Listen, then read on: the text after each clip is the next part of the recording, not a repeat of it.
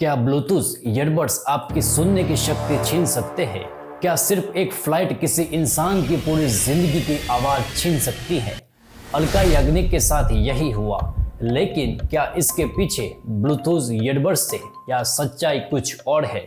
जरा सोचिए, जून 2024 एक इंसान हवाई सफर पर निकलता है। एयरपोर्ट पर सिक्योरिटी चेक होती है, बोर्डिंग पास स्कैन होता है, वह आराम से अपनी सीट पर बैठ जाता है। कुछ ही देर में विमान रनवे पर दौड़ता है और आसमान में उड़ जाता है। अब तक सब कुछ बिल्कुल सामान्य था।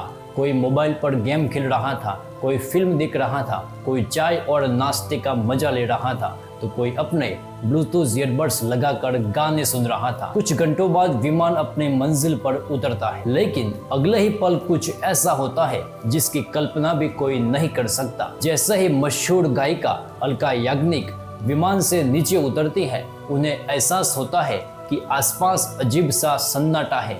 लोग उनसे बात कर रहे हैं, लेकिन उनकी आवाज उन्हें सुनाई नहीं दे रही। कुछ मिनट पहले तक सब कुछ सामान्य था और अब उनकी सुनने की क्षमता अचानक गायब हो चुकी थी। जांच के बाद डॉक्टरों ने बताया कि उन्हें sudden sensory neural hearing loss यानी अचानक होने वाले सुनने की क्षमता की गंभीर समस्या हुई है। उनके मामले में डॉक्टरों ने इन्हें वायरल संक्रमण से जुड़ा हुआ माना। यही से सोशल मीडिया पर एक सवाल आग की तरफ फैल गया, क्या ब्लूटूथ ईयरबड्स इसकी वजह थे? जवाब है नहीं। अलका याग्निक ने कभी यह दावा नहीं किया कि उनकी बीमारी ब्लूटूथ ईयरबड्स की वजह से हुई। उन्होंने सिर्फ लोगों को तेज आवाज में लंबे समय तक हेडफोन या ईयरफोन इस्तेमाल करने से सावधान रहने की सलाह दी थी। अब सवाल है, क्या ब्लूटूथ ईयरबड्स खतरनाक है? हमारे कान सामान्य बातचीत की लगभग 50 से 60 डेसिबल आवाज को आराम से सुन सकते हैं। व्यस्त सड़क का शोर लगभग 80 से 85 डेसिबल तक पहुंच सकता है, लेकिन जब आवाज 85 डेसिबल से ऊपर चली जाती है और आप उसे लंबे समय तक सुनते रहते हैं, तो कान के अंदर मौजूद बेहद नाजुक हेयर सेल्स स्थायी नुकसान होने का खतरा बढ़ जाता है। यानी अगर आप रोज कई घंटों तक तेज आवाज में गाने सुनते हैं, तो धीरे धीरे आपकी सुनने की क्षमता कम हो सकती है। और यह सिर्फ एक अनुमान नहीं है, दुनिया में ऐसे कई मामले सामने आए हैं जहां तेज आवाज ने लोगों की सुनने की क्षमता छीन ली है। साल 2022 में एक अमेरिकी किशोर को तेज आवाज में लंबे समय तक ईयरबड्स इस्तेमाल करने के कारण नॉइस इंड्यूस्ड हेयरिंग लॉस हुआ। डॉक्टरों ने बताया कि यह नुकसान कान के अंदर मौजूद हेयर सेल्स के खराब होने से हुआ था। इसके अलावा फैक्ट्रिया, एयरपोर्ट, खदानों और तेज मशीनों के बीच काम करने वाले लाखों कर्मचारियों में भी नॉइस इंड्यूस हेयरिंग लॉस एक आम व्यावसायिक बीमारी मानी जाती है।